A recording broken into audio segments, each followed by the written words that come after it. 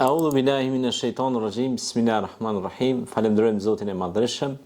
Paqja qoftë mbi dërgumin Muhammed alayhi salatu wassalam. Mësojeni këtë dhe do t'ju mjafton për shumë gjëra. Është çelës i mirësive.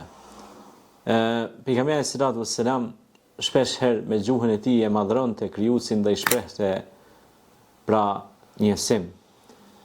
La ilaha illa Allah wahdahu la sharika lah, lahul mulku wa lahul hamdu, yuhyi wa yumit wa huwa ala kulli shay'in qadir biyadika al-khair.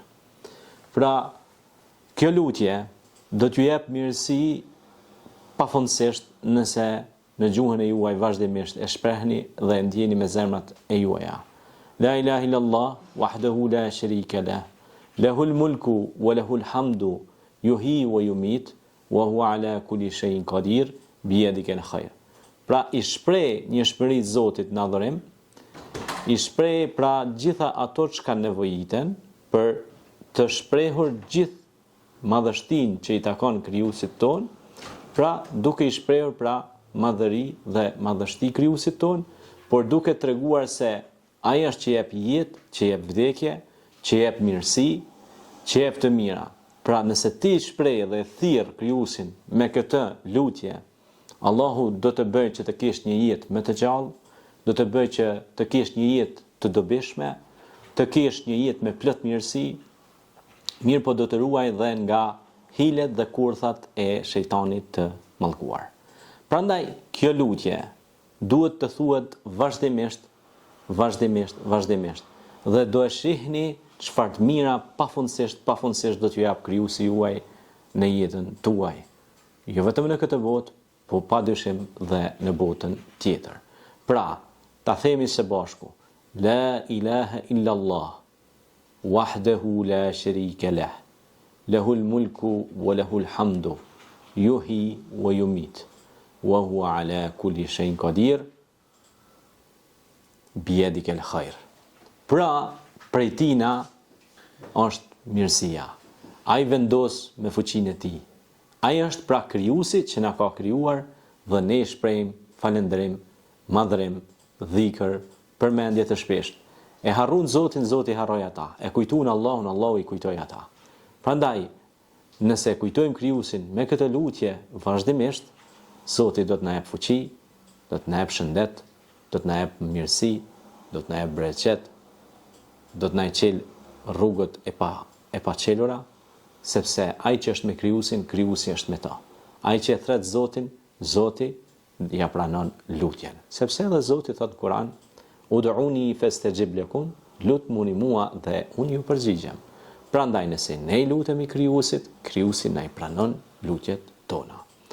Prandaj lutja të jetë me përkushtim dhe kjo lutje të thuhet vazhdimisht, të ndihet me shpirt, me zemër dhe me mendje, por edhe të shprehet me gjymtyr dhe gjuhën tonë.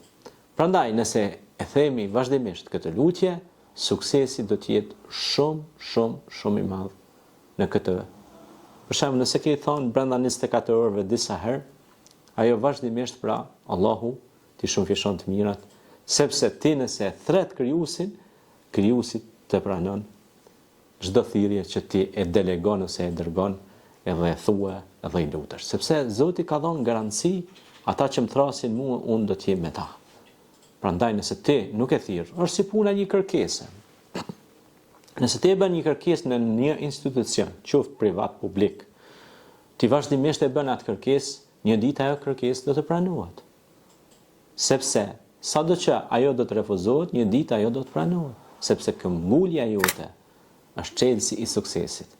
Andaj, këmbgul në të mirën dhe mira do të gjej. Këmbgul në të mirën dhe mira do të gjej. Prandaj, këmbgulja në të mirën të shton të mirat dhe tërheq mirësinë. Prandaj, Zoti të dha shumë të mira dhe bëhu falendërues dhe vazhdimisht madhëroje krijuesin tënd mëngjes dhe mbrëmje. Qëndro gjithmonë me gjuhën e mirë. Qëndro gjithmonë me atë gjuhë që është shumë përmendse e Allahut.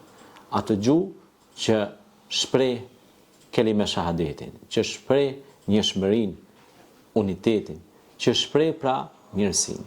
Andaj, Zoti do të jap shumë të mira dhe mos u ndal së përmenduri atë. Thuje këtë mëngjes mbrëmje, mëngjes mbrëmje. La ilaha illallah, wahdahu la sharika lah, lahul mulku wa lahul hamdu, yuhyi wa yumit, wa huwa ala kulli shay'in qadir, bi yadika al-khair. Nëse thua këtë, shejtani do largohet nga ti dhe bereqeti dhe të mirat e Zotit do të kaplojnë gjithandej dhe do të shumëfishohen gjithandej. Selamu alaikum, paqja dhe mëshira e Zotit qoftë me ju. Faleminderit.